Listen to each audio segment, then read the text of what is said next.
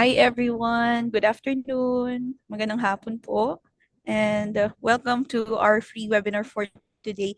Naririnig niyo po ba ako? Pwede po ba kayong mag-heart dyan, mag-react ng wow or celebrate? Yun. Hello everyone, welcome to our webinar for today. I'm Blessy if you're new here, kung bago lang po kayo na umaten sa amin.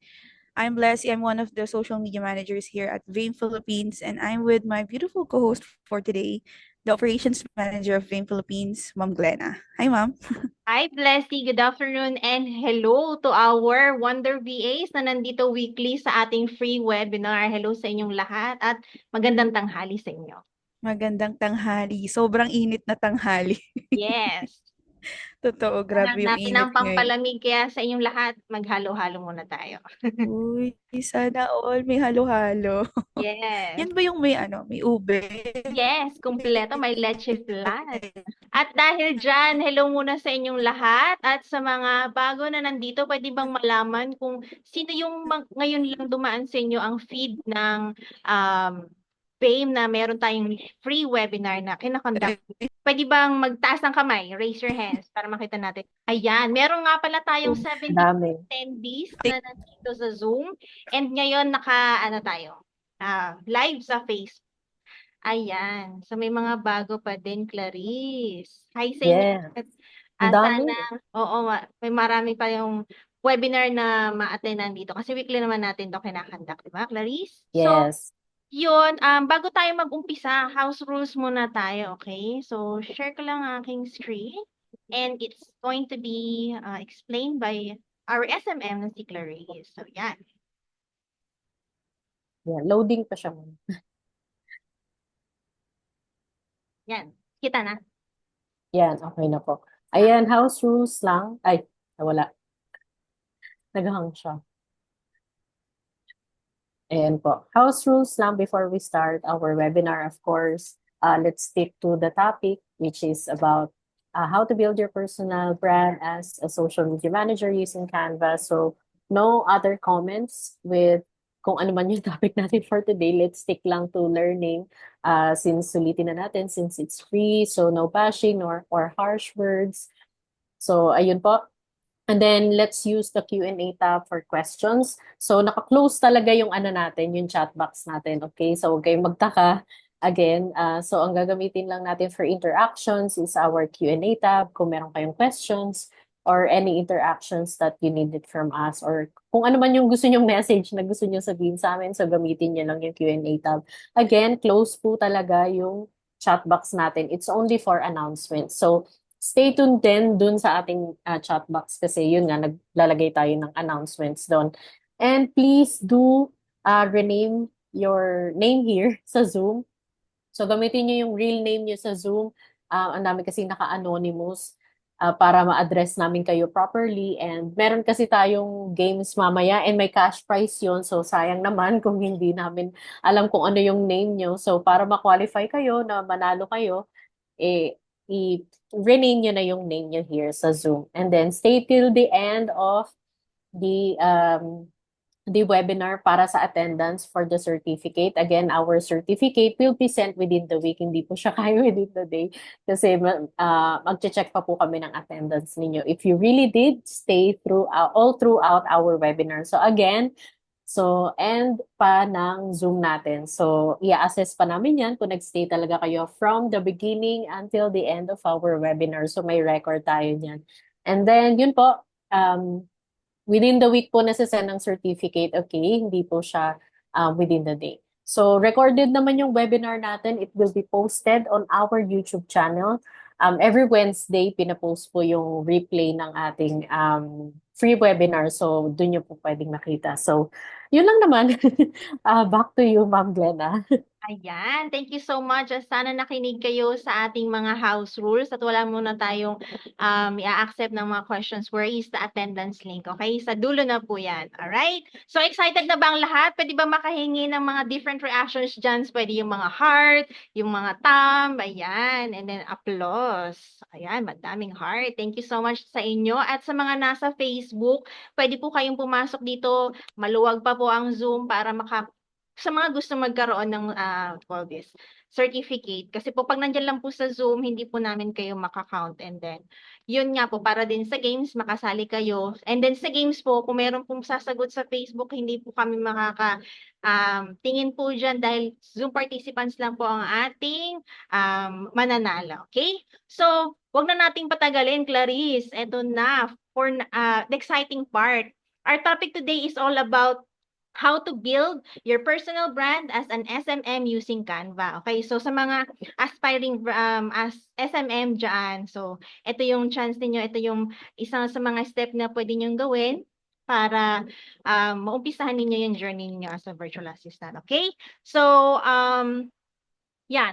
Ang ating speaker for today is dati na natin siyang VA dito sa Vim. So, yan, kilala namin siya. So, standing out on online is tough, especially in the sea of creatives, but it also one of the best ways to grow your career. So, joining us today, our guest is speaker. She's a content creator, she's creative, super inspiring, and knows Canva inside and out. So, let's all welcome Miss RJ Mabanglo. Guys, clap, clap, clap naman kayo Yes. dyan. Hi, RJ. Good afternoon sa'yo. Kamusta ka? Bakit kinabahan ako agad? Okay naman. Pressure. Okay, Okay wag lang. lang. Okay, so yan, bago ka mag-start sa pag-present mo ng iyong mga slides, pwede bang mabigyan mo muna kami ng short story lang kung paano ka nag-start dito as a virtual assistant? So, meron din akong i-share mamaya, pero yung i-share ko yun dito sa Vim. So, this goes out as well, lalo na dito sa mga participants natin who are starting or are planning, aspiring to become a social media manager or a VA. Kasi if you are into TikTok, maraming mga biases, no? Huwag pumasok sa agency, mga ganyan. So, ako, testify ako that if you are starting out, kasi iba-iba tayo ng pag-process sa sarili. Meron yung iba gusto nila guided, meron naman yung iba gusto nila independent. But one thing is for sure, yung mga agencies very helpful, especially yung Vim. Isa talaga siya sa nag-help sa akin to build my foundation kasi nag-start din ako from scratch. So, I knew nothing, wala talaga. And slowly by slowly, binibuild up ko. So, isa yung Vim talaga sa nagbigay sa akin ng opportunities without judging. Wala talaga. Kasi yun lang alam mo, bawal ka dito. So, wala talagang ganon. So, Vim was very open-minded. Yun lang nga, I need to choose during that time, doon lang din sa personal and professional growth ko. But I did not leave because of anything else. Yun lang, I needed to choose. But I always, in-encourage ko yung mga kakilala ko to go via agency, and in-spread ko rin ang Vim. That is why andito ako ngayon, because I wanted to return the favor, to pay back ba kung ano yung natutunan ko sa kanila. Ayan. So, thank you so much, RJ, sa pag-share mo. So, ready na ang ating mga attendees. The floor is yours. You can share your screen now. Yes, okay. Share lang ako ng screen. Sorry ha, medyo kinakabahan ako, pero kaya natin yan. Yes. Kita niyo ba? Yes. Ganyan ko na lang muna sa list. Okay. So, Medyo maliit lang yung si Canva. ulit si Canva. Nakadalawa ka. Dalawa yung nakikita namin. Ikaw tsaka yung slide. Oh, so paano yun? Ulitin ko muna. Stop share ka muna. Share tapos yung entire screen. There you go. Yan. So, pwede mo na i-present. Wait. Sorry ha. Sobrang tagal ko na nag-Zoom. Patawad po. Okay lang yan.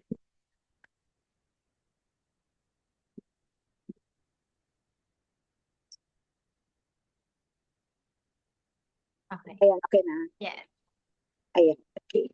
So again, hello everyone, and I'm so glad na andito ako ngayon and nandito din kayo. So I want to welcome you to how to build your personal brand using Canva. So we will utilize our time. We have only limited time now, but I will make sure na I will share everything I can doon sa time span na binigay sa akin. But don't worry. If you're following me sa social media ko, you can always message me. I also have my page. Pwede niyo ako doon tanungin. So whether you are an aspiring social media manager trying to attract your first few clients, or you are launching na your startup and want your brand to actually look as legit, kasi ngayon sobrang dami, even I na nag-a-apply sa mga direct clients, super daming nagsasabi na hindi lang tayo yung nai-scam, but sila din, nai-scam din sila ng mga nag-a-apply sa kanila. So you want to look as legit as possible kung saan mo pinopost yung mga services mo or kung saan ka nag-a-apply. So let me just ask you real quick. So hindi pala sila maka-message dito, no? Na ano ko kanina. So wag na lang, ask ko lang, you answer na lang on your own or sulat na sa papel, okay? What is the reason why you attend this webinar? So you must have always a reason, a purpose. If nandito ka kasi bored ka, I think you need to revisit that, because even if you are just aspiring or starting as a social media manager, you should always have a purpose. Bakit gusto mo social media? Bakit ayaw mo na dun sa career mo? Bakit ayaw mo na dun sa degree na natapos mo? Bakit gusto mo na lang bakit gusto mo maging VA this time? Okay? Sorry for that word, because yung mind ko, alam nyo, if you're a virtual assistant, there are so many criticisms that you receive. So dapat strong talaga yung mind nyo, kundi nakakain yung sinasabi ba ng outside world na VA ka na lang, computer ka na lang. So huwag nyo silang paniwalaan. Going back, you need to have a purpose on everything you do, especially if you're transitioning your career or your professional path. Kasi hindi pwedeng, kasi uso eh. Hindi pwedeng ganun lang. Kasi bored na ako, gusto ko lumipat. No? So you must have a strong purpose. So we might have different reasons. And hopefully I can really help to address those. I believe we will have a Q&A time later. So you can reserve your questions para ma-ask natin and ma-cover natin. So another question is, marami ba sa inyo, pag nakakakita kayo ng videos ng virtual assistant or social media manager, isa ba kayo sa how po, di ba? Usong-uso yan ngayon. How to be an SMM, how to be a VA, especially on TikTok. And that's okay. Okay lang yan. So if you really want to start your SMM or VA journey, isa talaga sa dapat niyong papreparan are the materials for application. Kasi yun naman talaga yung unang process. So isa dyan is yung CV and yung portfolio nyo. Yun yung mga first few things that you really need to prepare. And I will show you later how Canva helped me to prepare those things. Kahit A, tamad ako, B, hindi ko na alam yung layout na gagawin ko kasi bago ako sa industry during that time. Okay, so marami rin akong questions, saan ba ako mag-i-start? Ano bang una kong gagawin? So we will start processing yung mga dapat yung gawin para makapag-apply kayo. If you have a lot of questions, I've been there too. If marami kayong mga queries sa mind nyo, I've been there too. And honestly, you don't need to figure it out all at once. You just need to show up with confidence. Okay? So I'm here to help you. Naka-help na ako ng ibang creatives, ng ibang service providers, and even businesses na nakatrabaho ko. And I've incorporated Canva sa kanilang process. And with my knowledge and experience, kahit konti lang yung ma-share ko today, hopefully we will have a follow-up. I'm really hoping that this will help you to kickstart your career. Kasi ito talaga yung kumbaga pa, ito yung key mo para makapasok ka sa door. If hindi mo napaghandaan, paano ka makakapasok doon sa door? Paano ka makaproceed doon sa process? Diba? So for today's session, I'll just give you an overview.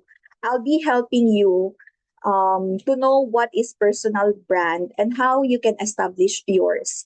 If you already have your personal brand, then that is very cool. But if you don't have, as I have said, you don't have to figure out everything all at once. We will also learn how to create consistent look and feel across your materials. para if you want to showcase your services sa social media, marami na yung tinatawag nila ngayon na aesthetic, na ganyan, no, na mga feed, it will also help you. And I want to also help you to become more confident doon sa paggawa nyo ng CV and portfolio using Canva. Because yung mga materials na yan, it will really reflect yung pagkatao mo as an applicant. Okay? So I was introduced a while ago. Again, I'm RJ. That's not my real name, but you can call me RJ. To give you an overview of my career, I am already 3 years in the industry. But before that, I was a nursing staff and a teacher before. Okay? Pa-heart naman sa mga nurse at mga teacher natin na nandito sa participants. Meron ba? Meron ba akong mga kakosa dito? Ayan, marami-rami. Sa mga ibang degrees, welcome pa rin kayo. Ito lang nga, it's parang difficult to process, no, na ilang taon na tayong nag-work sa Philippines. Pero hindi talaga ako nakaipon as a nurse and as a teacher, but I am grateful. So sobrang haba ko naging nurse and naging teacher bago ako naging VA. So if you are in a different degree right now or yung tinahak mo before, do not feel sad, do not feel bad. Hindi ka nag-iisa. You know, life happens and there are really times that we need to choose. So okay lang yan. Ako nandito ako sa VA industry, it's because I needed to choose. So 3 years akong VA, pero until now, just like you who are aspiring and starting out, there are so many things that I'm still figuring out. So let me tell you this, okay lang if hanggang ngayon, nag-figure out pa rin tayo. Hanggang tumanda tayo, may mga bagay-bagay na figure out natin. And that is a good indicator because it only means that we are willing to learn and open-minded tayo. I am a social manager and a project manager, juggling different clients. And at times, I've got a lot in my hands. Yun bang naisip ko, bakit ko ba pinasok ito, ganyan. Bakit ko ba nilagay yung sarili ko dito, ganon. Pero there are also times naman na yung sabi nila, matumal. No, meron din talagang panahon na matumal yung clients. So that is also one reason or one advantage kung nasa agency kayo kasi tutulungan nila kayo maghanap ng client compared kung ikaw yung maghahanap ng direct client. So if ever you will enter this industry talaga dun sa mga aspirants pa lang, kung gusto mo talaga, make sure you have the guts. So not to discourage or not to de-influence you, but really matira ang matibay talaga dito sa industry na ito. Kahit nasa agency kayo, tinutulungan lang naman nila kayo, but most of the effort galing sa inyo. RJ, RJ, pa-request daw pa full screen. Para siya Pa-full. Yung present tapos full screen. Yan. Kita Yan, yung notes ko eh. Saglit.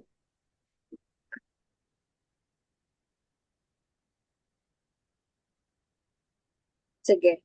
Okay na ba? Yes. Thank you. Okay.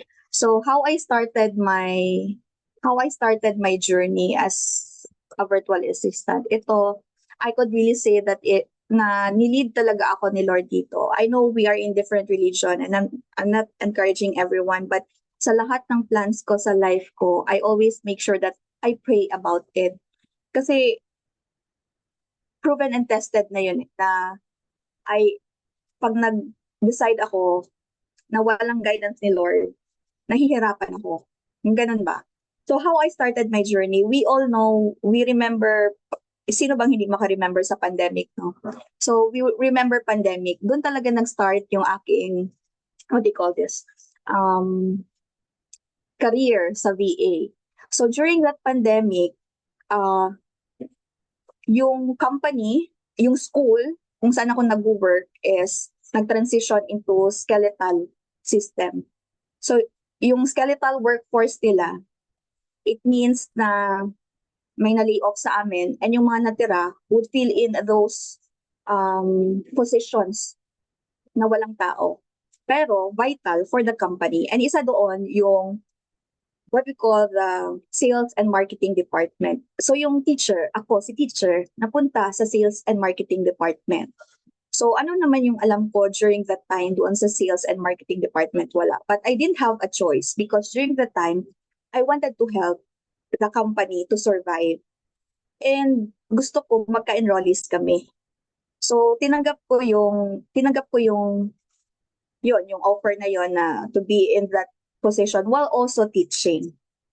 So with that, I was assigned to do marketing, to get new enrollees. I was handling our social media accounts na walang kaalam-alam. I started from scratch. Of course, meron akong alam yung mga post natin sa social media natin, yun lang. Pero when you market something, iba din yun, di ba? So during that time, sumakses tayo ng step by step. Yun na pala yung sinasabi nila ng step by step para sumakses. Kasi, I started from scratch. Wala akong alam, nilagay ako dito. But, ang importante doon is yung willingness to learn. So, yung mga aspirants natin dyan, startups, huwag kayong mawalan ng willingness to learn because that will bring you to success talaga. So, nilagay ako doon. I didn't have a choice but to learn kung anong nandoon. Nilearn ko yung social media, paano dapat mag-post sa social media, ano dapat pinopost kapag school ang minamarket mo, and all those stuff. And I've been into digital marketing kasi gumawa din kami ng mga newsletter. So anything about digital marketing, hindi ako nag-complain kahit mahirap. But ginawa ko lang ng taos sa puso ko. And yun, nakita ko yung passion ko, na passion unlock during that time. So hindi ako yung sabing nahirapan. Siguro nahirapan sa start, pero hindi yung tuloy-tuloy na ano ba naman tong pinasok ko? Bakit ba naman ako nandito? Yung mga ganun na question. So I dived into digital marketing and I handled our social media accounts, and surprisingly, it was paying off. May mga enrollees na pumupunta, may mga inquiries sa social media namin, and na-sustain namin yung whole pandemic. So, di ba, ikaw, it's your, kung kayo rin, maging SMM na kayo, and you're able to help yung mga businesses, lalo na yung mga small businesses. Ako kasi, yung target ko talaga is yung mga small businesses, yung magsisimula pa lang. Kasi alam ko yung malalaking businesses, hindi naman ako against doon. Alam ko, established na sila. But ako kasi, as an entrepreneur din, meron din kasi akong small business. I know the pain points. So, gusto ko tulungan yung mga katulad ko na nagsimula na. Paano ba magkabenta using social media? Yung ganun yung gusto ko. Kaya yun yung purpose ko. Yung sinasabi ko sa inyo na you should have a purpose kapag mag-deal kayo into something. So, in short nga, sabi ko kanina, no, sumakses tayo ng step by step. And then I realized yung passion na nandito na side. So, during pandemic then, I pursued my venture in retail selling. So, nagbebenta rin po tayo, bago pa nauso si affiliate marketing. Nagbebenta na ako sa Facebook and sa Instagram. Nagpo-post ako. And it was doing good. So, during that time, yung pandemic, hindi ko alam, but doon din ako nakapag-decide to build my own small retail shop. So, meron tayong shop na maliit din. And during that time, one-man team lang ako. Kasi mahirap mag-hire during that time kasi pandemic, tapos kulang ng, budget. So, ako ang lahat. Ako ang tindera, ako ang taga-inventory, ako ang marketing, nasa akin lahat. Ako ang model ng mga products ko. So, ako talaga lahat. And then, during that time, napagtanto ko na kapag wala kang post sa social media, wala ka ring benta. Totoo yan. No? Pag wala kang post sa social media, wala kang benta. Sabi nga nila that social media is the new billboard. Di ba dati, pag napapadaan tayo sa billboard, parang naano tayo na, ay, order ako niyan mamaya or bibili ako niyan mamaya. Di ba ganon? Ngayon, hindi. Pag dumaan sa social media mo, talagang mapapascroll ka, maganda ba kaya ito? Ito ba kaya ito? Silpilhin ko nga. So, social media is the new billboard, ang sabi nila. Kaya, yung mga aspirants natin dyan, okay naman na or papasukin nyo tong social media. Marami talagang opportunities. Yun nga lang, kailangan mo lang panindigan yung sarili mo. Kailangan mo lang i-prove sa sarili mo and sa clients mo na you are different from other aspirants or startups or other applicants ba. Yan. So, ayun na nga, time came, yung small business ko, pumatok, awa ng Diyos. Tapos, di ba sabi ko, ako rin yung nagmo-model sa mga products ko. Ang nangyari is parang nakita ako ng ibang brands, yon. Kasi yung mga products ko, hindi talaga ako nagbebenta if hindi ko ginagamit. Because the pain points there, if hindi ko ginagamit, pag may tinanong, hindi ko alam paano sagutin. So yung mga binibenta ko, rejuvenating set, mga pabango, mga alahas, mga yan, ginagamit ko talaga. So, alam ko kung anong isasagot ko doon sa mga clients ko kapag nagtanong. So, the same goes with being a VA or social media management. You should know your products. You should know your services, the ins and the outs. Kasi pag tinanong ka, ano ba mapapala namin pag kinuha kita? Dapat may sagot ka sa tanong na yun. Bakit ka kukunin? Bakit ako? Diba? Bakit sa dinami-dami, bakit ikaw? So, dapat may sagot ka. So, the only thing is, the only way for you to answer that one is to know your product and your services. So, ayun na nga, since minomodel ko rin yung mga products ko, ako talaga ang gumagamit ng products ko and pinopost ko day 1, day 2, day 3, lahat na na-post ko. So, I was discovered by some brands. Merong malaki, merong maliit, and I was very grateful. Doon naman nag-start yung journey ko as content creator. So, they will get me to showcase their products, tapos they will pay me. Nag-start ako sa, yung tawag nilang X-Deal lang. When you say X-Deal, they will give you a product, you will use it in exchange of a free video or free posting for them. Then, I worked my way up sa 1.5, 3.5, 5.5. So, pataas ng pataas. The key to that one is to level up your integrity, your online presence. So, ako talaga tumatak doon sa mga brands na ka-work ko na I do not sell or do not post products that I don't use or I don't test. Yan. So, you also build your personal brand. Ako yun yung personal brand ko that I don't just post products kasi babayaran ako. I make sure that these products are not FDA approved, safe ba ito, ano bang effect niya sa face ko or sa katawan ko. So yun ang nabuo ko na brand sa kanila. So if there are brands coming for me, sinasabi na gusto mo ba makipag-collaborate with us, ganyan. So sinasabi ko, give me time to test the product. Pero kung hindi sila makapag-antay, talagang dinedecline ko. So enough of my story. So yan yung story ko. I hope na-inspire kayo. Kung hindi, tingnan natin mamaya kung ma-inspire pa rin, check natin. So that's my story. And all of us have our own story. Huwag mo sabihin, ay ito yung story ko, nakakahiya. I thought dati yung story ko nakakahiya. Kasi naka-earn ako 2 degrees. Meron ako 2 PRC licenses. Pinag-aral ako ng parents ko. I thought nakakahiya na magstay na lang ako sa house, mag-work from home ako, and then malilimitahan na yung kung ano ba ako as a professional before. But then, when I look into things, I realized that swerte ako na-choose ko itong landas na ito. So, walang maliit na story. It's just that you need to illuminate, let your story be illuminated and ma-inspire ang other people. So always ko ginagamit itong story na to sa mga tao. Pero hindi naman ako nag-i-influence, iwan mo na yung degree mo na, iwan mo na yung pagiging teacher mo kasi walang pera. Hindi naman ako ganyan, no? It's more of discovering yourself, discovering your passions. Siguro may side na pagiging practical kasi magasto tayong tao, kailangan natin ng panggasto sa sarili natin. No, to be practical lang, isa rin yung sa reason ko. Kasi for how many years, magkano lang ini-earn ko, wala akong ipon, wala akong bahay, wala akong tawag na sa akin. So isa yun sa motivating factor ko kung bakit gusto ko mag-leap into something na kaya ko naman sustento yung sarili ko, na parang kaya ko naman bigyan yung sarili ko kasi I've been working hard for how many years, diba?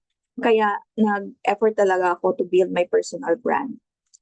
So let's move on to personal brand. Ito na ha, take notes na para pag gumawa na kayo ng personal brand, meron kayong babalikan na notes or pwede naman daw to balikan, no? Naka-record daw.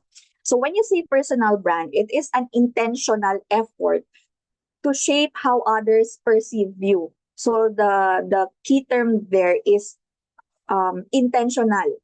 Intentional effort. Hindi lang yung sinabi ng iba na, huy, mag-build ka ng personal brand kasi so brands can collaborate with you. Ganyan. It is really intentional because personal branding has something to do with introspection on how you look yourself inside and out. No? Dapat kilala mo yung sarili mo. So especially if you want to show off yourself, your services sa public, sa other people.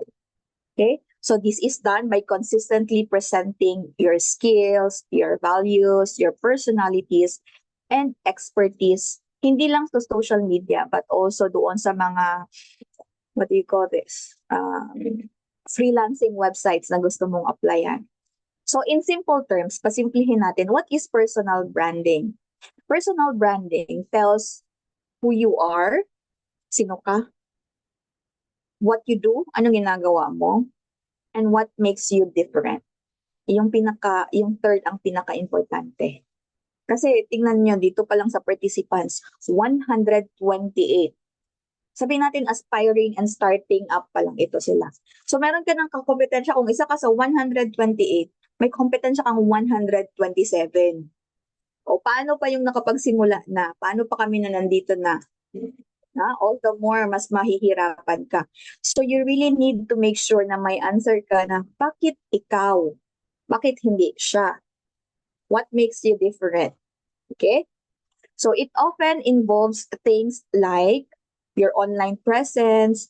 So yung mga social media natin, kung na-post natin, di naman ako against doon. Yung mga post mo na mga, ano pang tawag nila, mga term nila doon. Basta yung mga memes, puros jokes, mga bad mouthing posts, mga ganyan.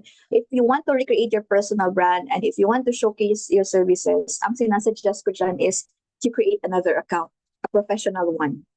Now, hiwalay talaga yung professional account mo sa personal account mo. Kasi minsan naman, kahit hindi natin aminin, may mga times na gusto natin mag-rant, di ba? Gusto natin magsabi ng ano-ano dyan. So that should not reflect on our professional account. Doon yan sa personal natin. Okay? So dapat hindi nakikita ng mga clients o mga prospects natin yan. Kasi kahit ako rin naman, mata-turn off. Di ba? Kahit ikaw rin naman, mata-turn off. So your online presence, that involves your social media, that includes your CV, your portfolio, and if you have the website. Ngayon, ang labanan is yung website. Pag may website ka, malakas ka. But you don't have to worry. Dahil si Canva, may integrated na website. I will show you later paano ko tinurn into website yung portfolio ko so I can showcase that one to yung mga pinapresentan ko ng mga clients or prospects. So whether you're a freelancer, a startup, a job seeker, a content creator, kahit sino who wants to showcase something, services or products, personal branding helps you to stand out, build trust, and attract opportunities. In our case, attract clients. Because kung walang sinabi yung personal branding mo, talagang matataob ka ng 128 or 127 competitors mo. Diba? Diba? Nagulat kayo sa mukha ko. So how to establish your personal brand? I will share with you 3 things this afternoon. No, ito yung mga bagay that you need to remember when you establish your personal brand at your stage. Ito lang muna tayo. Okay? So, take note of this. First, niche. Lagi nyo nakikita yan. Ano bang niche nyo? Ano bang niche mo? Anong gusto mong niche? Ganyan. And when you apply, you also apply doon sa niche mo. Okay? So, your niche is the specific group of people that you want to serve. So, hindi ka pwedeng mag-serve sa lahat. Okay? Kahit nga yung buffet, hindi naman nasiserve ang lahat, diba? Namimili pa rin sila sa kasal ba, sa binyag ba. Ganyan. So, it's a specific group of people you want to serve and the unique value that you offer to them. Okay? So, yung niche mo, by now, I think ang nasa mind ninyo is of course social media management. That is why you are attending this webinar. So virtual assistants and freelancing, you need to choose kung anong niche mo. Social media, marami kasi under virtual assistants, sobrang daming niche. Okay, so for today, let's focus on social media management. Okay? Kung ano man yung gusto mo in the future, okay lang din yan. You will also build your personal brand on that aspect, but this one is more focused on social media. So in SMM, it is also wide. Kung itatrack mo yung virtual assistant, sobrang daming niche sa baba. Isa doon yung social media management. Pagbaba mo na naman sa social media management, marami pa rin lagay sa ilalim niya. So, pwede kang ma-exhaust sa kakapili, no? Isa yan sa problem kung bakit kailangan mo kilalanin yung sarili mo, kung bakit you need to know sino yung gusto mong bibigyan ng service mo. So in my case, ako, ang gusto kong bigyan ng service are those startup businesses and small businesses who are having pain points sa kanilang products. So kayo, you need to also write down. Mamaya, we will go step by step para maka-come up kayo sa niche ninyo. So instead of trying to reach everyone, focus on a clear segment. Whether that's, for example, busy moms, creative entrepreneurs, ano pa ba?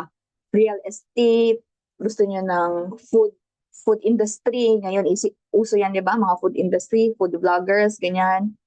Kung anong gusto nyong industry, isulat ninyo. Okay? So finding your niche in social media management is all about discovering the sweet spot between what you are good at and what you enjoy. Okay. What you are good at or what you enjoy, importante to para hindi ka ma-burn out in the future. And yung isa naman is what people or what are they willing to pay. Siyempre, kaya ka nga, di ba, you are looking into virtual assistants or social media para mas maka-earn ka. So why will you go into something that you will not be paid? Especially if we're talking about skills and experience. So you need to consider what people are willing to pay for. Baka naman pumunta ka doon, sige, ito, in-enjoy ko ito, gusto ko talaga itong gawin. Pero pumunta ka doon sa sobrang hirap maghanap ng clients. So, bakit kita babayaran? Yung babaratin ka. Okay? So, dito pa lang, sa personal branding mo, kailangan mo na mag-research din. Okay? So, number one, if you have the notebook, paper and pen, you can write down. As we go to each step, you can write down na. So, by the end of, siguro, this webinar, alam nyo na kung ano yung niche ninyo, ano yung tone ninyo, anong vibe ninyo, you can incorporate that one sa portfolio ninyo and sa social media. First is assess your strength and your interests. So what industries or topics do you genuinely enjoy? Example niyan, fashion, health, food, real estate. Ako, personally, I enjoy beauty and fashion. So yan. Kayo, you write it down sa paper ninyo, ha. So what industry, kung yung industry na hindi ko nasabi, okay lang yan, basta you write it down. Kasi it's very important na malaman nyo kung anong gusto nyo ma-serve, because doon kayo mabebelong. Hindi yung palipat-lipat lang. Or hindi yung magulo yung utak mo and nagkakahalo-halo na later on kasi hindi ka fix na ito yung purpose mo. Okay? Next one is what platforms do I know best or enjoy working on? Right now, yung current knowledge and skills mo lang muna yung gamitin mo. Saan ka the best? Saan ka good at? TikTok, Instagram, LinkedIn, Facebook. So you write it down. Siguro marami sa inyo TikTok, no? Next one. What kind of content do you love creating? Maka-graphics ka ba? Maka-pictures ka ba? Maka-reels ka ba? Maka-long-form videos ka ba? So, alin dun yung ini-enjoy mo talaga gawin? Diba ang sikat ngayon is reels kasi sa strategy, yun yung ginagamit talaga to increase yung following and brand awareness. But ikaw mismo ngayon, saan ka magaling right now and saan ka nag-e-enjoy right now. So you should have 3 answers na doon sa papel ninyo, ha? Okay, let's go on to the next step. Think about who do you understand or connect easily. Kunwari may kausap ka, teachers, coaches, entrepreneurs, real estate agents. Sino tingin mo yung makaka-jive mo kaagad? Yung nag-click kayo. Kung wala doon sa list na binigay ko, you can write kung ano yung nasa isip mo. Do you prefer working with locals, yung mga dito lang sa Philippines or dyan lang sa demographic area ninyo? Or would you want to widen pa yung aspect ninyo? Do you enjoy helping people to grow, sell, or educate? Ano mga gusto nyo? Gusto nyo mag-help sa pagbebenta, mag-educate, or mag-entertain? So, isulat nyo din yan. Because that will help you to narrow down your niche. Okay?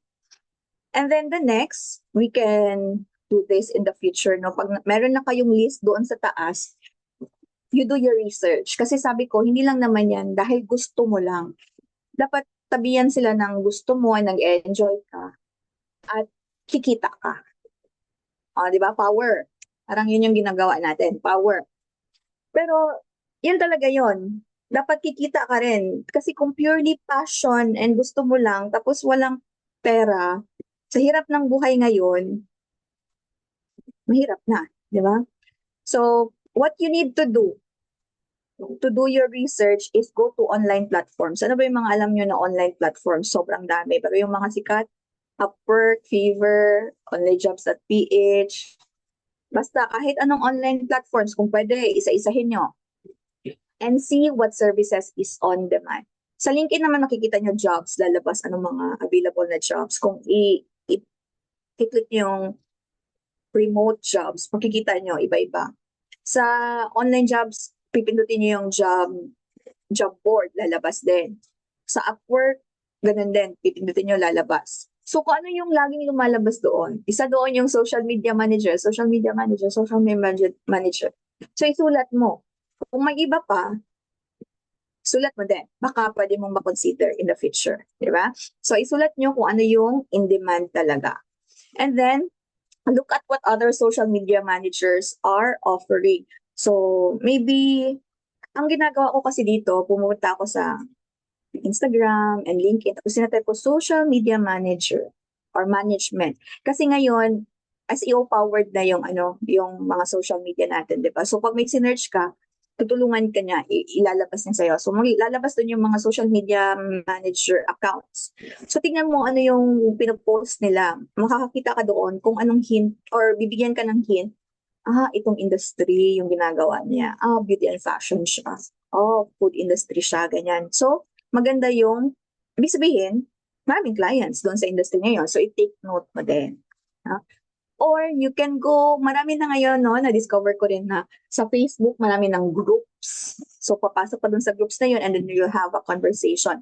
And ang maganda is you can actually connect as anonymous user. So, kung nahihiya ako, shit, baka may kilala ako dito na baka i-judge ako. Hindi, pwede ka mag-anonymous. So, pwede ka magtanong doon. So, what's your biggest struggle in social media? Pwede ka rin pumunta doon sa mga groups na target mo. For example, moms groups, di ba? Mga ganyan. Or real estate agent groups. So, tanungin mo sila, what are your pain points or struggles in social media? So, you will have an idea.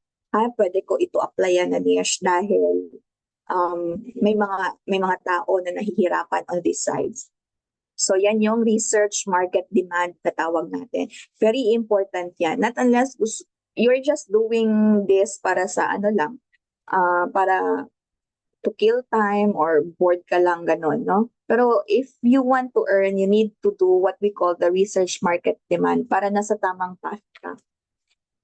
And this step will lead you to aha moments. Pwede pala ito. Meron palang ganito. So, marami kang madidiscover. So, when you establish those steps na, it will lead you to test and reflect. Siyempre, pwede naman din kayong mag-jump right away, pero mas maganda talaga kung iti-test niyo muna and re-reflect niyo kung para dito ba talaga ako o I am really enjoying it talaga. No? So start by working with few different types of clients. Okay? Pwede siyang, hindi ko alam kung tama yung ano ko no, yung aking word is when I started sa clients na nilolowball ako. It means na binabayaran ako mas mababa than usual. Tinanggap ko yon because I was starting and gusto ko hasain yung skills ko.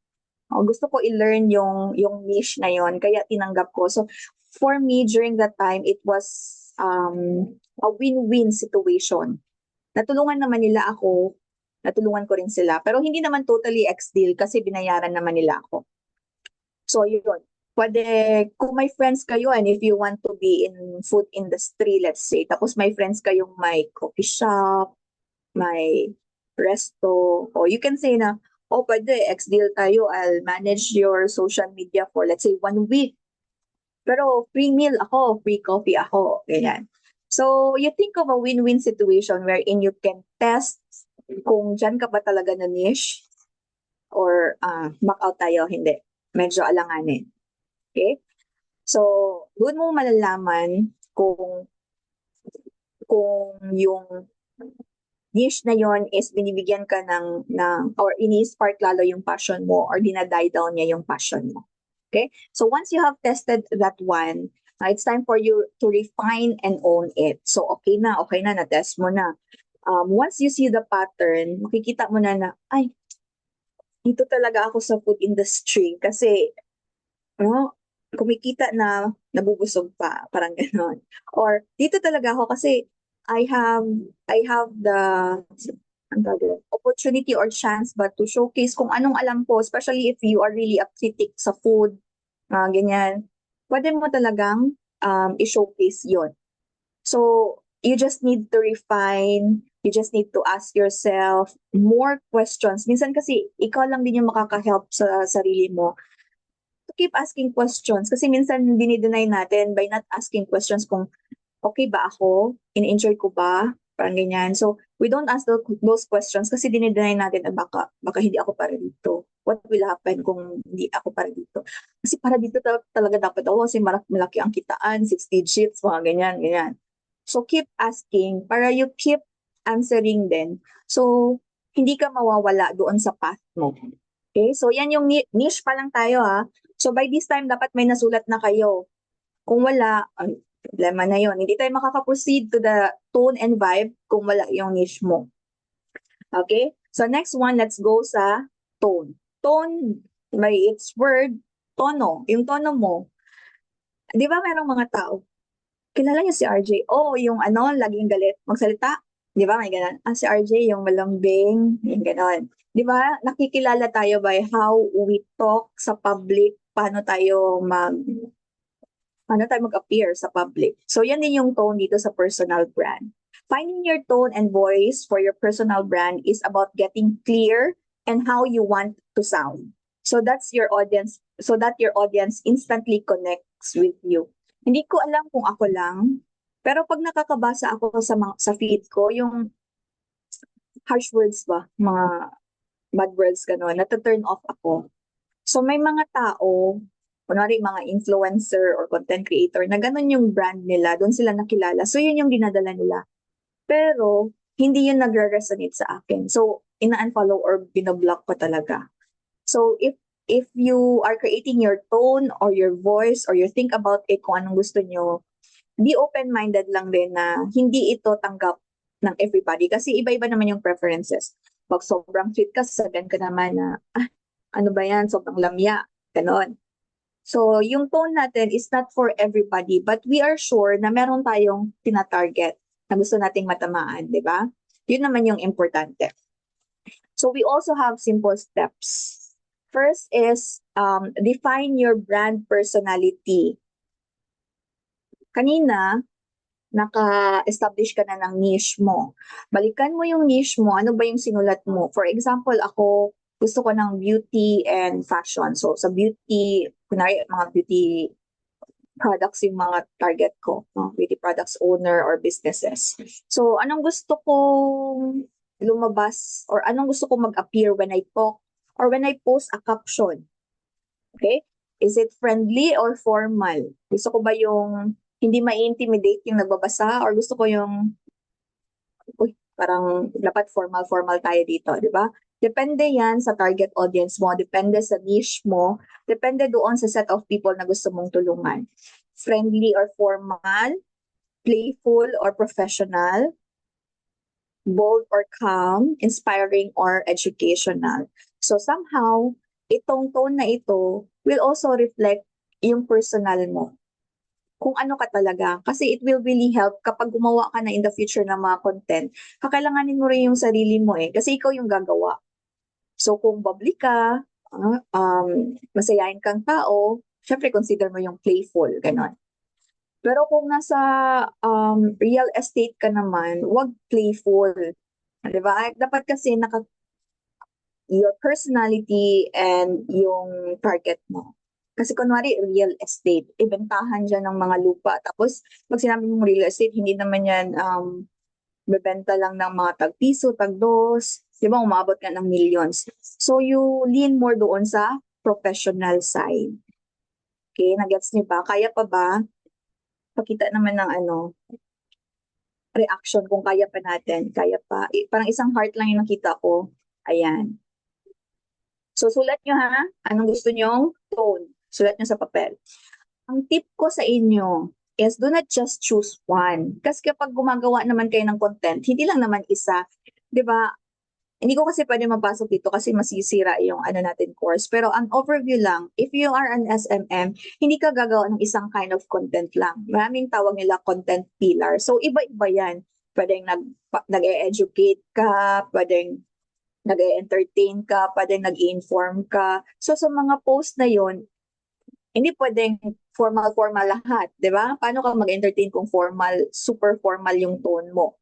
So, my tip for you is choose 3 or 4 adjectives. Pero dapat yung mga adjectives na yon magkakalapit sa kanila, hindi totally opposite. For example, warm, encouraging, and creative. Di ba? Pwede silang i-join together. Pwede namang formal, professional, and calm, or formal, professional, and bold.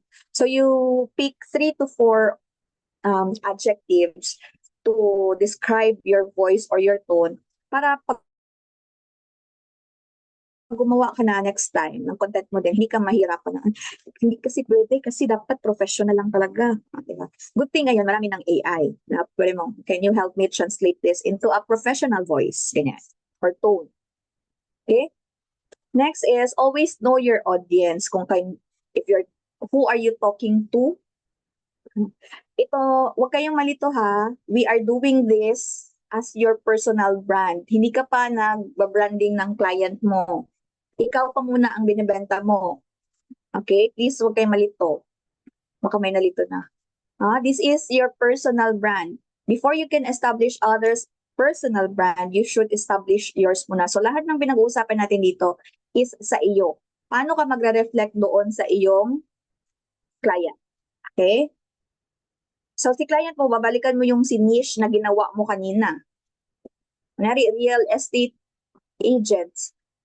Okay, so mag-face ka doon sa mga real estate agents. Yun yung babasehan mo kung anong tone ang gusto mo. Yung audience mo are the real estates. Okay? Real estate agents. So you need to know that because hindi ka naman pwede magsalita ng pa-bebe or pa-baby doon sa mga professional, especially real estate agents. Okay? Next is, if nahihirapan ka, hindi ko alam paano yung voice, paano yung tone. If nahihirapan ka, you try to record yourself. Kunwari, may tutulungan ka na friend. Kunwari, humingi tayo ng tulong. I-record mo yung self mo on how you can help that friend. Tapos, you listen to that recording after. Then, makikita mo kung ano ka ba. Kung always ka galit. Hindi, kung malambing ka ba, friendly ka ba, diba? Or straight to the point ka ba magsalita. So, it will give you also an introspective view din kung sino ka ba talaga. Okay? And you also, alam niyo yung mga emojis na sinasali niyo doon sa mga caption niyo. That is also part of your voice and tone. Do you use emojis? Ako gusto ko yung emojis ko kapag playful yung tone ko. Pag galit ako, walang emojis yun. Okay. Kailangan mo rin mag-set ng boundaries. Sa personal brand ko, gusto ko iwasan yung mga jargon words. That is not me. Mga ganyan. So, ayoko yan. Ayoko yung mga bad words. That is not reflecting my personal brand. Ayoko yung mga ganitong, ano ba tawag dyan? Usapang kalye. Because makakasira sa personal brand ko. So, you also need to put limitations. Okay? So, yan yung voice guide ninyo. You just need to be consistent. Kapag gumawa ka ng something with your personal brand, CV, portfolio, website, samples mo, dapat na-establish mo talaga yung personal brand mo. So, it will reflect across. Hindi yung, bakit iba yung CV mo? Bakit iba yung portfolio mo? Okay? So, ayan. Last one before we move on, may palaro ata. Okay, may cash prize. So, dito tayo sa vibe. Last for this part. Yung vibe naman is, kumbaga pa, a picture of your vibe, your total vibe. More on visual. Okay? More on visual. Kung nakikita nyo itong presentation ko ngayon, this is a vibe. Okay? So, you would know with this presentation, medyo playful, bubbly, something like that, no? Kasi may mga colors, different colors ang nilagay ko. So, focusing on your visual vibe of your personal brand is key to creating consistent and recognizable identity. If you will also scroll sa mga Instagram accounts, you will see yung mga naka-establish na ng personal brand na pareho or uniform yung kanilang feed. Hindi pa iba-iba ng text, pa iba-iba ng color, di ba? Kaya nga may tinatawag tayong aesthetic. So, the visual elements you choose will communicate your brand's personality, values, and overall feel. So if you are bold and professional, maybe you will show mga, dark colored na mga materials doon sa iyong mood board. Pakita ko mamaya yung sample mood board. So here is how you can define your visual vibe. First is define the emotions you want to evoke visually. Yun sabi natin, magkaka-connect lang ito. Yung sa tone mo kanina, balikan mo. Ano bang gusto mo? Friendly ka ba? Calm ka ba? Chill ka ba? Or professional ka ba? So yun, balikan mo yun. Do you want your audience to feel calm and relaxed? Then you use colors like soft, neutrals, earth colors. Do you want your audience to feel like energized pag nakita nila yung post mo or pag nakita nila yung brand mo? So you use something like bold, bright colors, mga ganon. Do you want to relay creativeness and innovation? So you use artistic naman na side. Okay? And then after that, when you're able to identify that one, you choose your color palette. Ito na yung mga colors na i-integrate mo doon sa mga materials mo. Hindi pwedeng dito, yellow ka, dito, pink ka, dito. Not unless yun yung color palette mo, okay? So, color plays a major role in setting the tone of your brand. Minsan nga, di ba, pag mag-o-open ka, mag-lead ka ng something, minsan, ay parang hindi siya enticing, so hindi mo itutuloy. So, naka-depende talaga yon sa branding mo. So, think about emotions associated with different colors and how they align with your brand's message. So, babalikan mo pa rin si tone at si niche mo. Okay? Always remember, warm colors like red, oranges, and yellows, they evoke energy, passion, and warmth kung gusto mo yon sa brand mo. Cool colors naman, blues, greens, purples. So calm, relaxing, chill lang ang vibe. Ngayon, uso yung neutral colors like grays, blacks, whites, what they call the aesthetic or minimalist. Ayan. Pero meron pa rin talagang nagpipick katulad nito, bright colors, no? Mga neon and pastels for creative and playful look. So, ang tip ko sa inyo is you pick 3 to 5 core colors that align with your vibe. Tapos from that 3 to 5, pwede ka nang kumuha yung mga katabi niyo na colors. Pakita ko later sa Canva. Okay, included din dyan yung typography ninyo.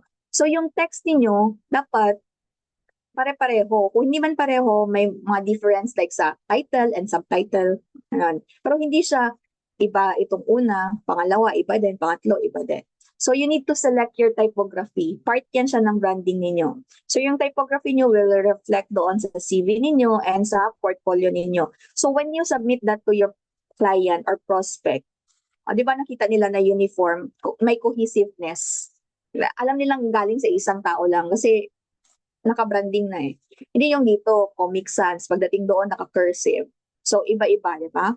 So if you want to appear professional, clean and approachable, friendly, nakadepende rin yan sa font ninyo. You can search it actually sa Google, yung mga types of fonts, and this is your tone, lalabas yung mga examples. Sobrang dami kasi. Okay? And then, the last is choose your image rate. Kasi may iba, if you will scroll sa mga social media, kunyari, faceless. Uso ngayon yung faceless post, di ba? Yung pinapakita lang yung kunyari, coffee nila, and then their dress or their bag, pero wala yung face nila. So you need to know then, ano yung gusto mo i-relay? Gusto mo ba more on lifestyle? Gusto mo ba more on photography? Mga images ng ibang tao. So you need to know that para sa content mo naman, kung hindi mo man siya magamit sa personal brand, but I think I believe you can use that doon sa portfolio nyo. Okay, kung ano yung mga gusto nyo gamitin na image rate. Ganito yung example before we go on a break ng mga mood board. So if you're into chill lang, vibe na, calm, so you use this kind of color. So as you can see, 1, 2, 3 examples, nandito yung elements na sinabi natin kanina. Di ba? You have your imagery, may mga image ka ng mga gusto mo ng mga image in the future. Yan. Meron din tayong text or typography na sinasabi. Yan. May mga text kasi that goes with another text. Meron namang hindi bagay. So you need to be careful with that. Si Canva, meron na siyang ready templates wherein dalawa na yung binibigay niya. Si heading mo and si subheading mo. So partner na sila. Minsan kasi yung napapartner parang off. So it's very important. And andito na rin si color palette. Ito si color palette mo. So it means na itong colors na nandito, ito lang yung colors na gagamitin mo sa brand mo. Walang appear dyan na red. Kung ito yung brand mo, ha? Dito naman is more on playful, bright, di ba? So may imagery, may text, and may color palette. So more on playful side. So dito naman, if you want bold and professional, okay, as you can see, black and white siya. And then the texts are parang solid talaga to give emphasis that you are a professional, ganyan. So these are just examples. If you want, you can scroll sa Canva, you just type doon sa designs, mood boards, and it will give you a lot of examples ng mood boards. So you can only come up with this one if you're able to determine your niche and your tone. Kasi mahirapan ka to come up with this. Hindi pa din mauna naman ito, wala ka pang niche and voice. Okay? So dapat nauna yung pagkakasunod-sunod based doon sa pinag-usapan natin kanina. So before we proceed sa Canva na tayo later, no? May mga konting tutorial. Before we proceed on that one, I will call muna Miss Glenna para sa ating. Ayan, okay. So, mag-water break and CR break muna ang ating speaker na si RJ and babalak tayo with the navigation naman sa Canva. Okay, so guys, meron tayong 128 participants ngayon dito sa Zoom. So, hopefully, naka-ready na kayo, naka-rename na kayo para makasali kayo sa game natin. Okay, so thumbs up sa mga ready na, sa mga keyboard warriors natin dyan. Thumbs up please.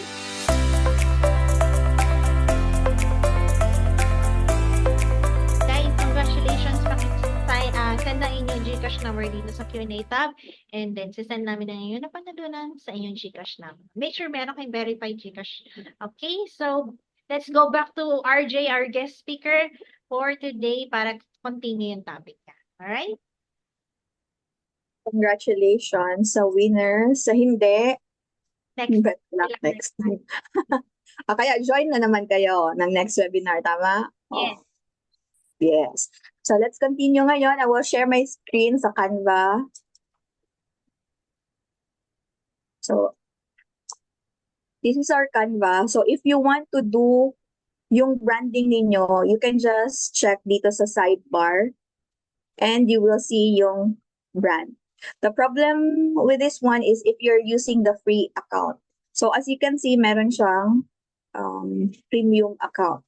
But you can always create naman your keyboard from scratch. No? Mag-search kayo ng inspiration nyo doon sa, marami sa Pinterest, inspiration kung anong klaseng mood board ang gusto nyo. And then, pili lang kayo dito kung anong size ang gusto nyo. So you can also create from scratch. But if you're using the Canva Pro, doon mas madali. Kasi you will just click this brand. Tapos, makikita nyo si brand kits. And then, yan.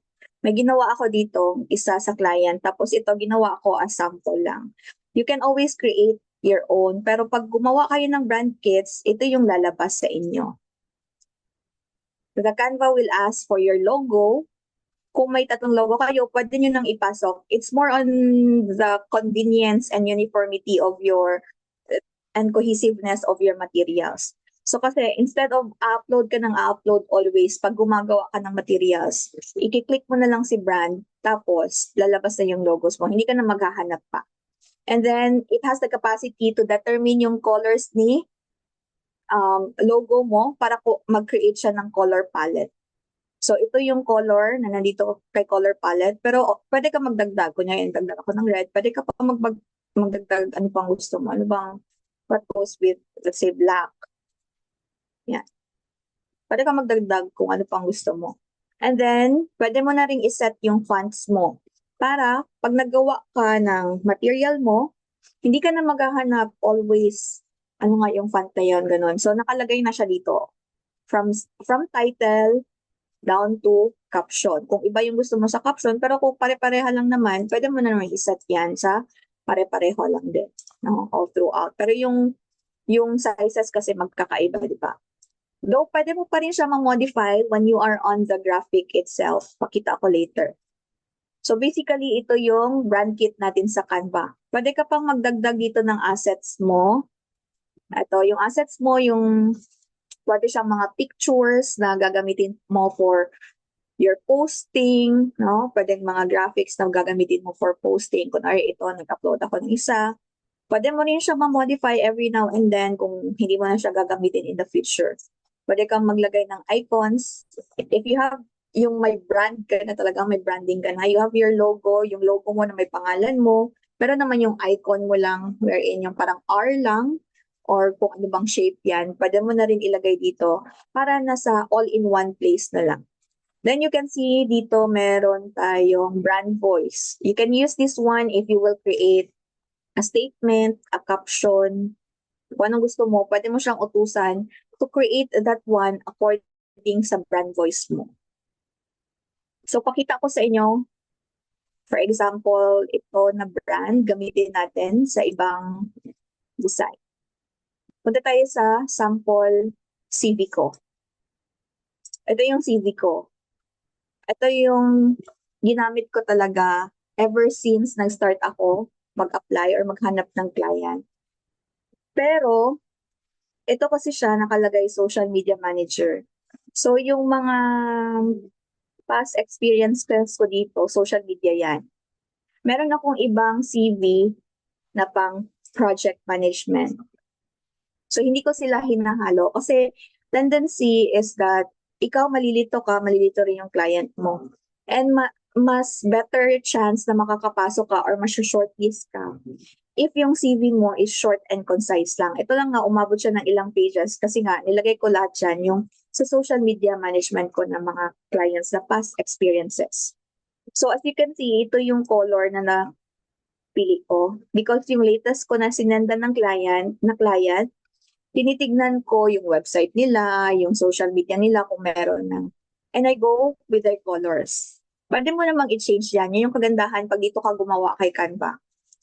I-click mo lang yan. Let's say, for example, mag-apply ako sa Coca-Cola. For example lang, di ba red si Coca-Cola. Change lang natin. So, naka-red na siya. Di sabihin ni client, oh, prepared kasi naka-brand siya sa atin. Di ba? So, all throughout na yan. Hindi naman maraming graphics dito sa CV mo. Yung ano mo lang talaga, experiences mo. Yan. So, you can, depende na sa inyo anong gusto niyong color, di ba? Pero yun yung ginagawa ko. Kung ano yung color ng a-applyan ko, ano yung brand nila, I go by their brand. Para sabihin na nakapag-prepare ka. Okay? So this one, if you are designing, di ba, dito ka sa design mo, i-click mo lang yung brand, tapos i-click mo, pipili ka lang naman dyan anong brand kit. So, kunwari itong sample ko lang to. Kung gusto mo talaga maglagay ng logo, sige, maglagay tayo ng logo. Di ba, ipipindutin mo na lang siya. Naandyan na siya. Dari, hindi mo kang lagay logo mo. Pindutin mo na lang siya. Tapos, gusto mo yung branding mo, hindi branding ng prospects mo. Instead mo problema ka, anong color nito, pwede mo na siyang pindutin. Itong color palette mo, isa-shuffle mo lang siya. And siya nang bala, pwede mong i-click, okay ba ang combination? Kung ayaw mo, ito. Okay ba ang combination? Ganyan. Ito. So, siya na yung pumipili ng combination. Pero kung marami kang time, then you can do it manually. Pwede mo pa rin siyang i-modify. Si brand kit lang is to make sure na consistent yung brand mo across your materials. Na ito talaga yung ginagamit mo na logo, ito yung ginagamit mo na color, and ito na yung ginagamit mo na fonts. Di ba kanina, yung elements na pinag-usapan natin, andito din siya. Now, for example, ito, gusto ko siyang gawing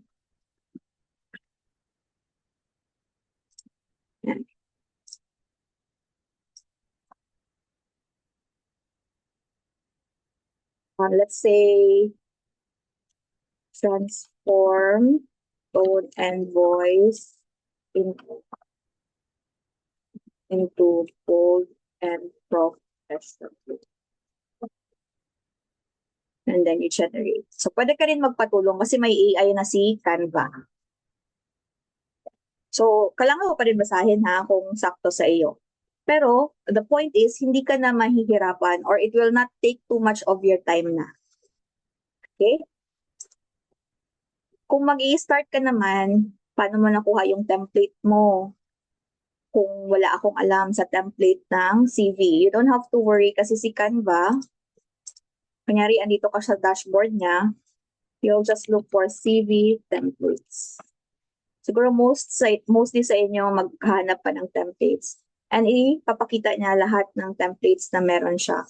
So it's up to you kung ano yung gusto mong template dito. Pili ka na lang anong sakto sa'yo. Diba?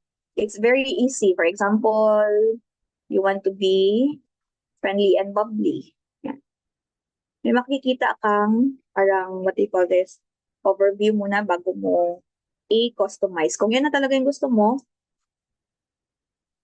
i-customize mo lang, and then you can change the elements na. So, yun yung kagandahan if meron kang brand kit na available. Kasi kung iba yung sa template, iisa-isahin mo pa yan. Diba?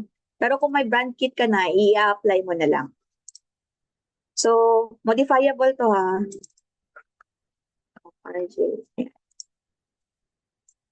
Lahat dito modifiable.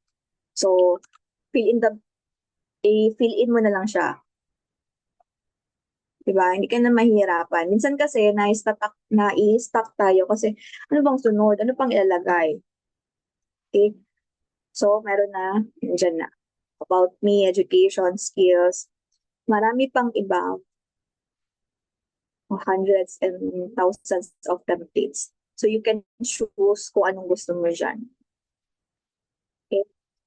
So, ngayon naman, yung other material na kailangan natin gawin, aside sa CV ninyo, is yung portfolio.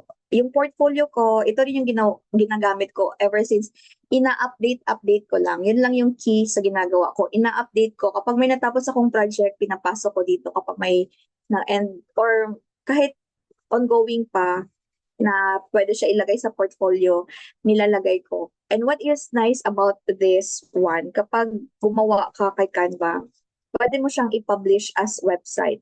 So, ang ibibigay mo kay client is yung link na lang ng website na yon, and yun yung makikita. Ang problem kasi kapag nagsisend ka ng portfolio tapos in PDF form, sobrang hirap lalo na yung mga reels na gusto mo i-showcase. Hindi mapiplay yun sa PDF.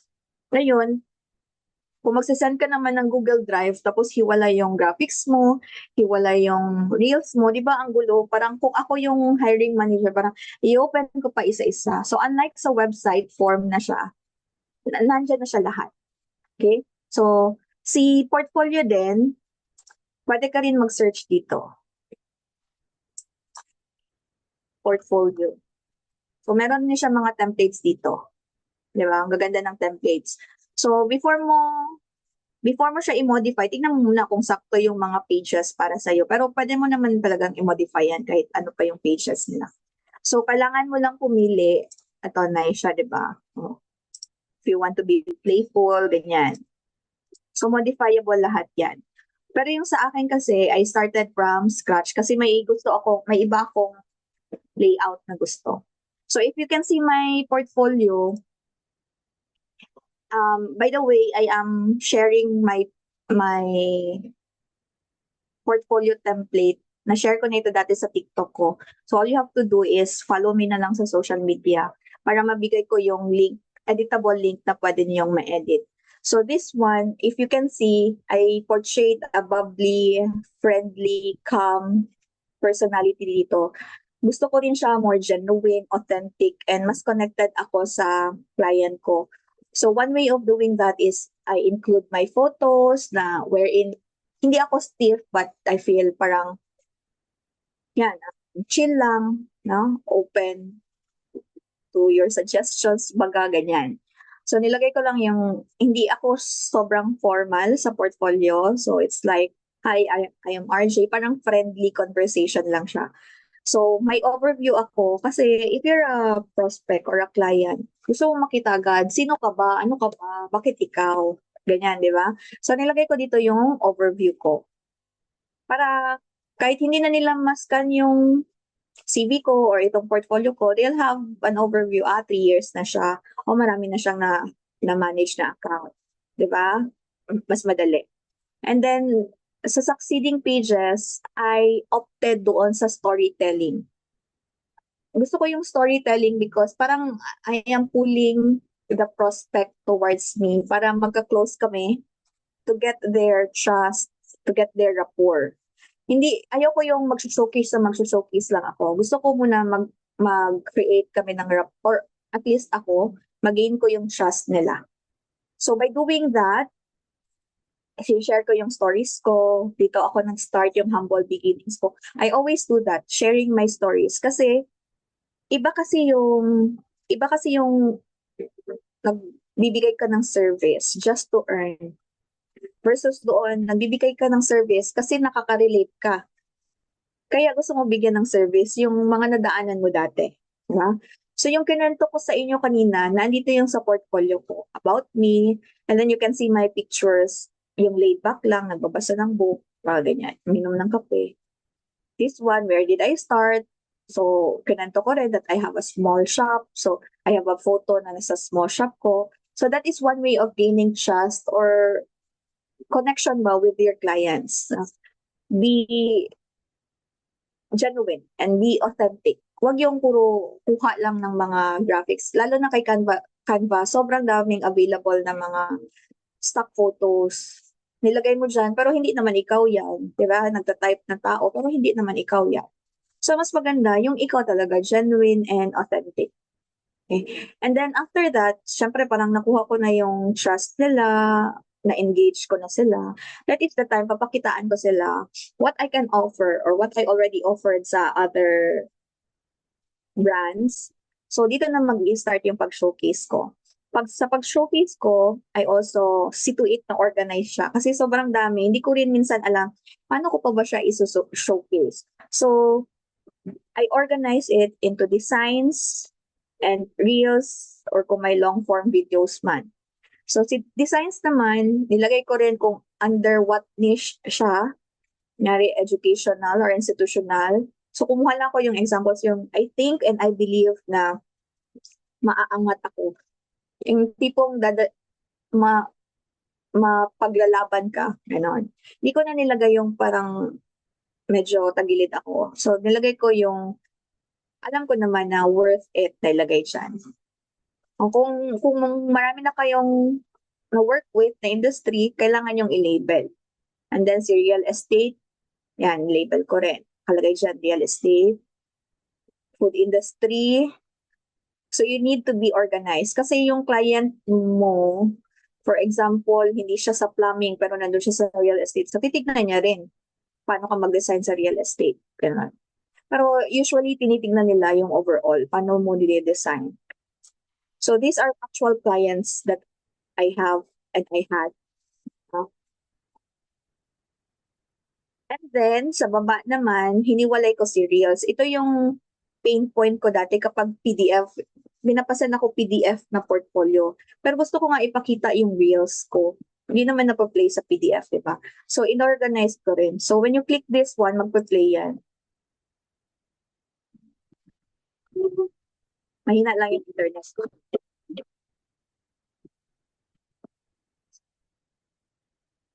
So, magpa-play yan lahat. Playable sa lahat.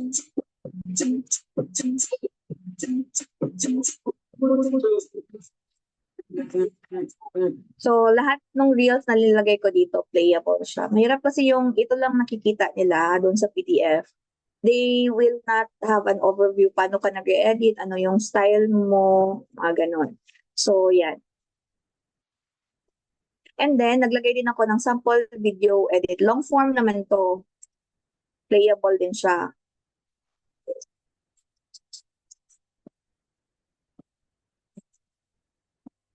So, lahat ng pwede nyo ma-showcase, ilagay nyo sa portfolio nyo. Pero be very careful lang. Kung ina-applyan mo, for example, ako, dalawa kasi yung pinipilian ko usually, social media or yung project management. Iba yung portfolio ko sa social media, iba yung sa project management kasi magkaiba talaga sila. Pero if we are just gearing naman sa social media pero beauty and fashion tapos real estate, pwede mo yung ipakita itong social media portfolio mo. Okay? Yan. Tapos, it would be better if ever man, kunyari sa portfolio nyo, mag-i-start kayo sa client, always get yung, kung paano kayo nagsimula, ito kasi meron akong glow up feed. Itong nasa left ninyo is, ito yung mag-i-start pa lang ako. And then, anong nangyari nung ako na ang nag-handle? So, ito na. Sa right side. So, always ko yan kinukuha. Ito mga example lang. So, ito yung before and then after. So that your clients or your prospects will have an overview. O, kaya talaga niyang ayusin, pagandahin, ganyan. So, before and after, before and after. Okay. It would be nice kung meron kayong folder sa laptop ninyo na nagdo-document kayo. Isa pa sa pinaka-importante for social media management are the numbers. So, pag may mga hit ako, may mga viral, ini-screenshot ko agad yan. Tapos nilalagay ko sa portfolio or sinisave ko sa laptop. Because this will back you up. Ano nang nagawa mo? Ano nang napatunayan mo? Diba? So, nilalagay ko yan dito sa portfolio ko. Tapos, nilalagyan ko ng watermark kasi marami nang naggumagamit ng screenshot, ginagamit rin nila sa kanilang portfolio. Ganyan. So, ito is a very nice part of your portfolio because this will tell you or this will tell the prospect, yung client mo na meron ka talagang ibubuga. Yeah. Insights and analytics. Kung mag-provide naman kayo ng service nyo next time, I do believe pag social media management ka kasi, bibigay ka talaga ng end of month report mo that includes yung insights and analytics. Yeah. And then, sa last part, naglagay ako ng client feedback. Namili lang ako, wag naman yung sobrang dami. So, yung client feedback ko, it's either hiningi ko talaga siya doon sa client ko. Sabi ko, ilalagay ko sa portfolio. Open naman yan sila. Or yung iba, binigay nila ng kusa.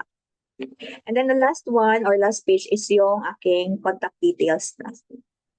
So basically, this is my portfolio and ilang clients na rin ang nakuha ko dahil dito.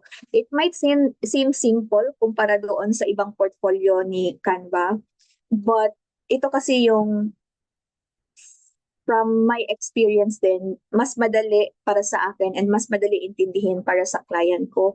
So, isa yun sa aspect na kailangan yung tignan. Hindi lang ikaw yung nadadalian. Always remember that you're offering your services so that yung makakakita nito, dapat hindi rin sila nahihirapan na ano ba to, i-open ko pa, ano ba to, isa-isa. Ano. So, madali lang itong pag-publish ng website. For example natin, napili nyo itong template na to, customize ninyo.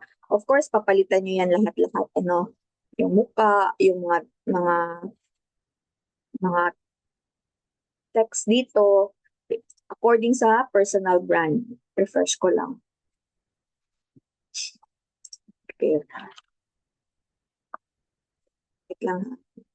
Pakita ko lang sa inyo paano mag-publish ng portfolio. And error talaga siya. Sige, yung akin na lang. Nari-edit ko to. Ganito kasi siya pag nag-edit ka ng elements sa Canva. Kikita mo, editable. Ngayon, pag okay ka na, click mo lang tong publish website. O error. Bakit si Canva ngayon pa nag-error?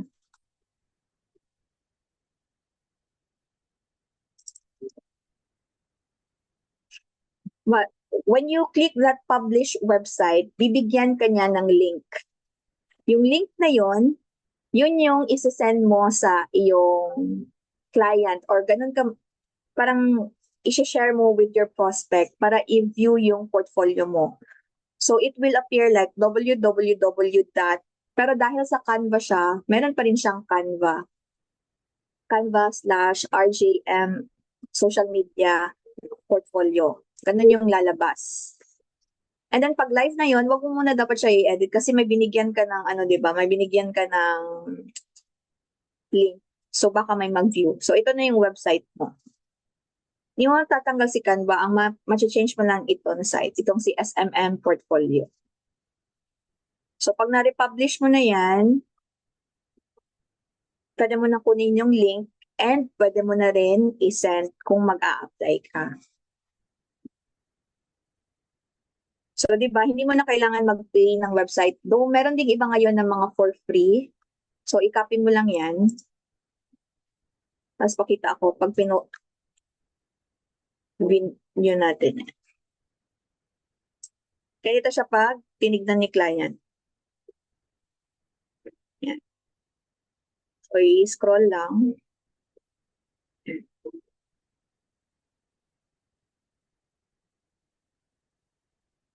Play pa rin yung videos. So, question, paano kapag wala ka pang experience? Di ba sa portfolio, what you're showcasing is your experiences or your previous works that will suffice para doon sa application mo. Do you think you can come up with a portfolio kahit wala ka pang experience?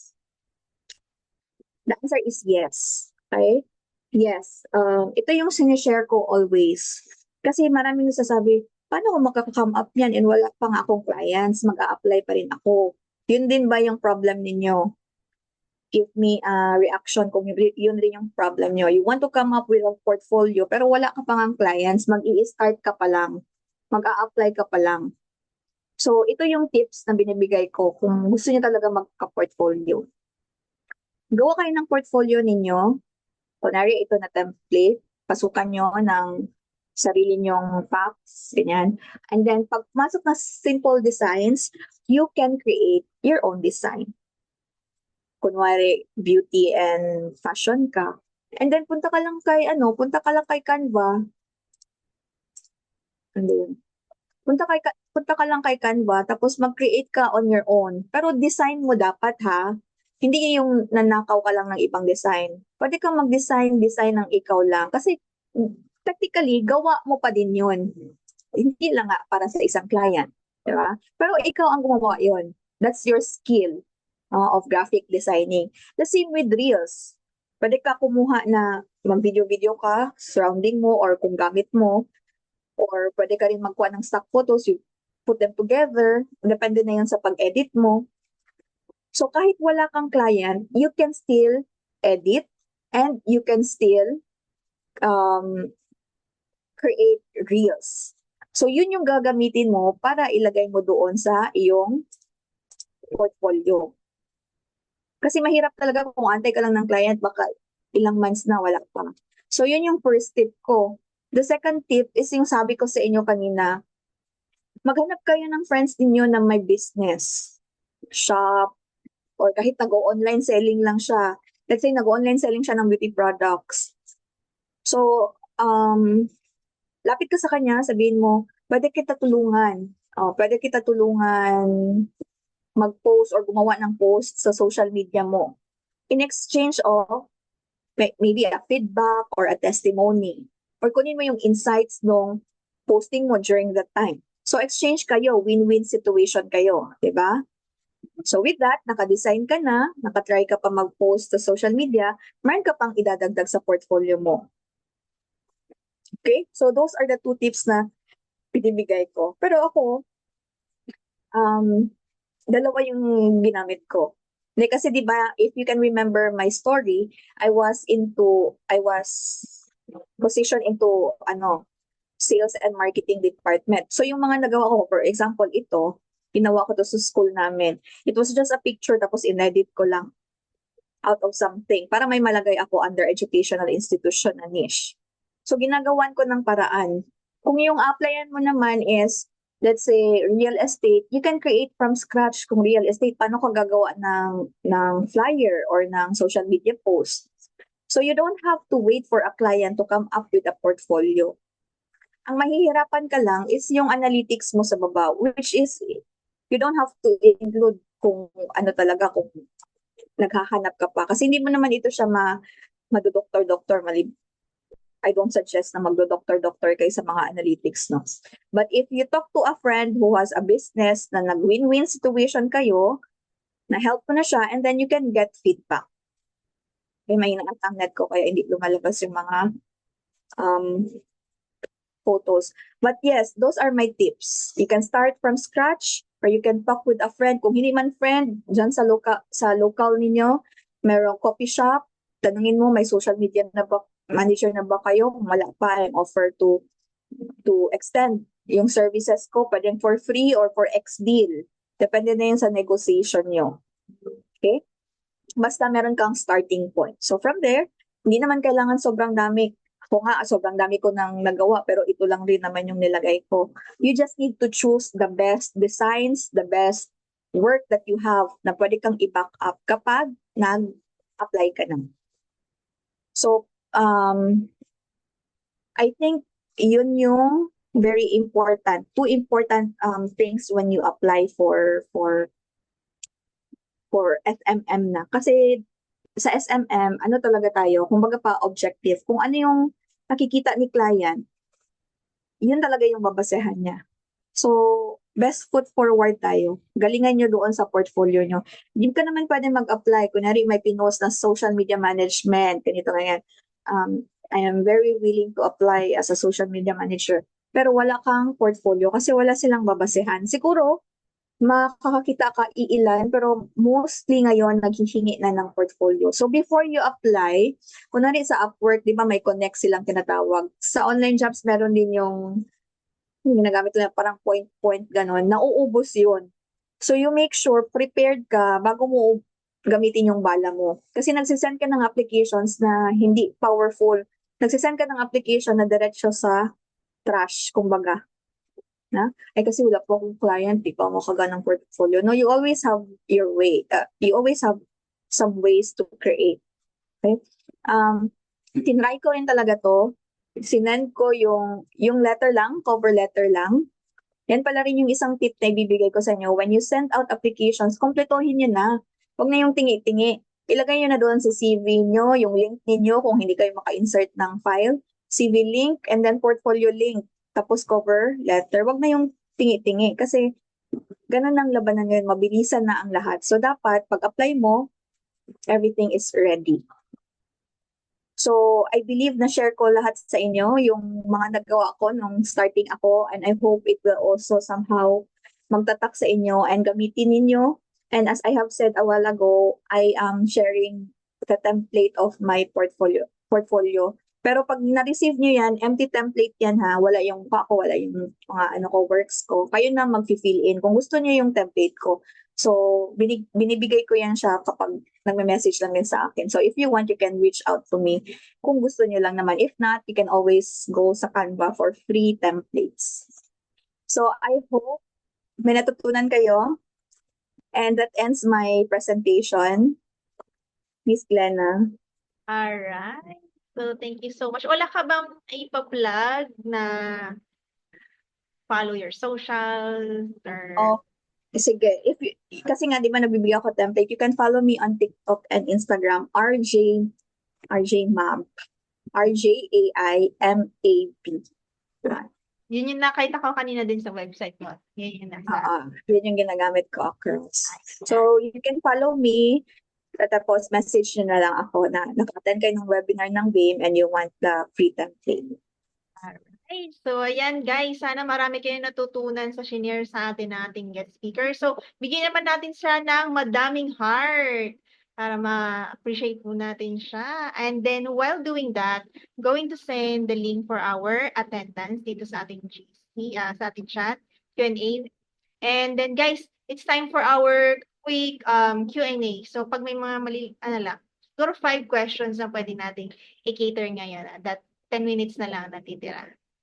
Alright, dito sa Q&A kanina, sa portfolio, can you show company name, where you work, or beauty product?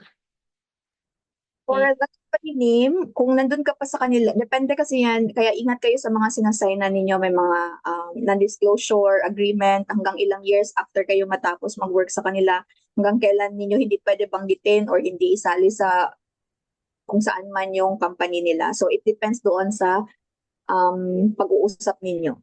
Pero most of the time, yung beauty product, pwede naman. Pwede din doon sa portfolio nyo, kunwari,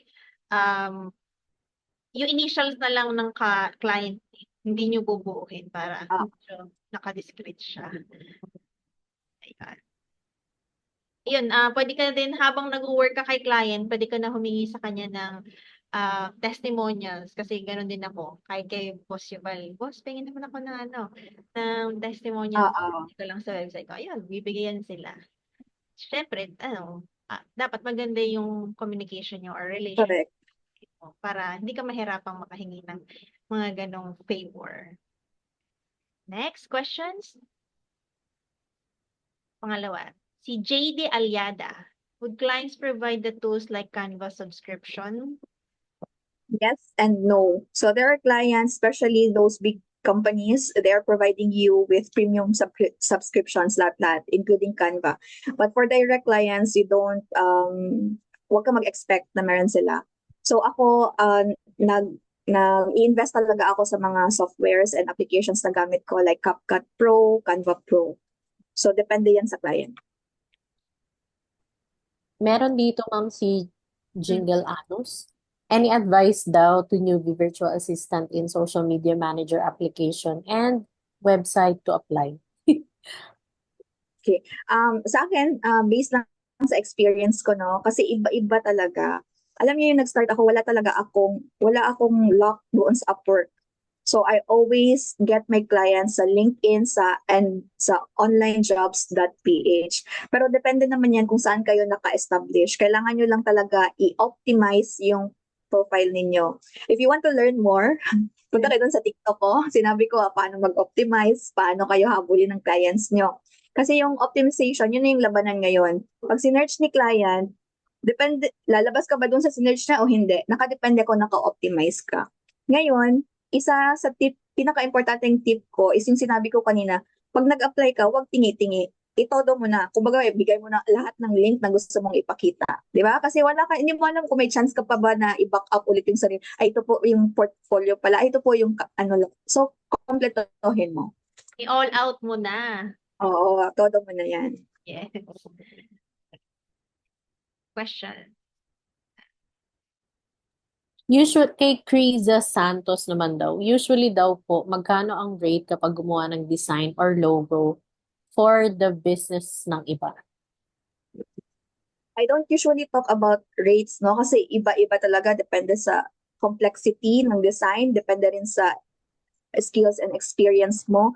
And I am not a graphic designer or video editor. Meron lang talaga ako mga micro skills na in-integrate ko sa social media management. So, package na yon. Yeah. That's for you, Chris. The last one.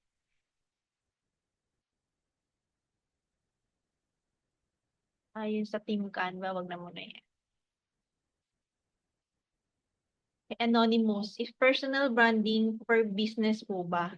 If different business or service, different personal branding? Medyo naguluhan ako dun. Okay. Tingin ko naguluhan siya kanina sa ano natin. Yung diniscuss natin na personal branding kanina is para sa inyo. Para mag-stand out kayo sa client na a-applyan ninyo. Okay? Ngayon, if may client na kayo, ikaw na naman yung magbibigay ng personal branding sa kanila. Kasi ikaw yung social media manager. So how they appear online will be based doon sa gagawin mong personal branding sa kanila. So pwede siya businesses, services, products, lahat ng i-appear mo sa social media, ipapalabas mo, lalagyan mo ng branding. So ito nagsimula sa'yo, pero same pa rin yung process na gagawin mo kay client. Okay. Yes. So yun na, sa mga iba pang mga questions, pwede nyo namang i-send na lang sa ating FB page. So, wrap it up lang natin kasi maubusan na tayo ng oras. So, anything you want to share, Clarice? Yung links, ma'am, ng ating social media. By the way, so before tayo mag-end and before mag-message si Ma'am RJ, we have social media, so follow lang ang official and only social medias namin. So we have Facebook, Instagram, TikTok, YouTube, LinkedIn, and then meron din kaming Facebook group. And then yun, wag kayong magpapadala sa mga scammers. Hindi po kami nanghihingi ng any type of monetary or cash para mag-apply. So dapat ang ina-applyan nyo ang nagbabayad sa inyo, hindi kayo ang nagbabayad para mag-apply. Keep that in mind po, ha? Dapat hindi kayo nagbibigay ng pera pag nag-a-apply. Kasi ang dami naming fake accounts. Wala rin kaming Telegram. So sa email kami nag-reach out sa inyo or WhatsApp, but still, syempre, meron pa rin mga ano dyan, ano tawag doon, mga scammers through WhatsApp. So feel free to message us on our social media platforms to confirm, especially yun nga po pag nangihingi sa inyo ng pera to apply. So yun po. And also, nabigay na po namin dito yung link for the attendance. For the free certificate, it will be sent within the week po, ha? Hindi within the day. And then, kung hindi nyo naman ma-access yung link, i-message nyo lang kami sa Facebook with the screenshot na umattend kayo dito, and then full name and then your email address. So, kung hindi nyo lang siya ma-access. Okay? So, pag nagtanong kayo sa Facebook namin kung anong gagawin, pag hindi nyo na-access yung link, so ibig sabihin lang nun, di po kayo nakinig ngayong webinar natin. So, sayang naman yung opportunity today kung umattend lang for the sake of certificate. Actually, kahit nga wala kayong certificate, basta ang mahalaga is na-absorb nyo lahat ng diniscuss ni Miss RJ, di ba? Yes. So, yun lang po. Ano pa And bang ano natin? working naman yung link, so meron na tayong 70 sign-ups. Alright, so ngayon naman, picture taking tayo, taas ang kamay, raise your hands dito po sa ating Zoom para makasama kayo and isasama naman kayo dito sa panel. Alright.